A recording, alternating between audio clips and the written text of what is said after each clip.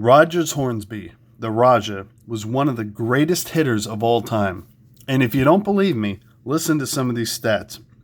He hit 397 in 1921. He hit 401 in 22, 384 in 23, 424 in 24, and 403 in 25, making him the only player in history to average over 400 for 5 years in a row. That is truly amazing. And that mark of 424 is a 20th century record, and not to mention a 21st century record, obviously. The man had retired with over 1,500 RBIs, 301 home runs, 2,930 hits, and retired with a lifetime batting average of 358, second all-time only to Ty Cobb. Think about that. 358 lifetime. You'd be lucky if you see one of these bozos playing ball today hit 358 for a season, let alone your entire career. But Rogers Hornsby definitely cared about hitting. The man won 2 Triple Crowns. The only other person to do that was the great Ted Williams. So Rogers Hornsby is definitely a legend in my mind, elected to the Hall of Fame in 1942. And this is to set up the newest piece that I've recently picked up. So let me show that to you guys right now. So this is a nice 1962 Chicago Cubs program. This was a game between the Cubs and the New York Mets. You can see down here. And I love how you see also the Colt 45s, which was the predecessor to the Houston Astros. So this is a pretty cool program. But the reason I picked this program up is because of what's inside. Now you see in here, we actually have 10 different signatures between the Mets and the Cubs.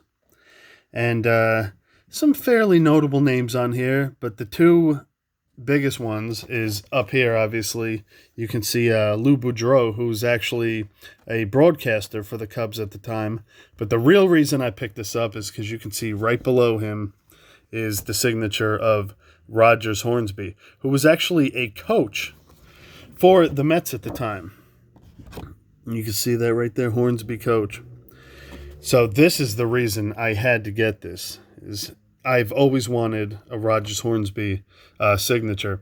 And you think about it, this program is from 1962, and Rogers Hornsby passed away in January of 1963. So this is not long before the man passed away. But this is just a really cool piece. I love reading these old programs. Look at these prices over there.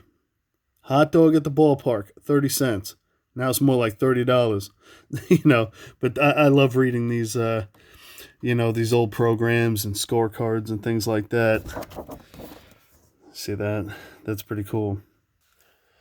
Let me flip some of these around for you. Pretty cool thinking about who must have had this.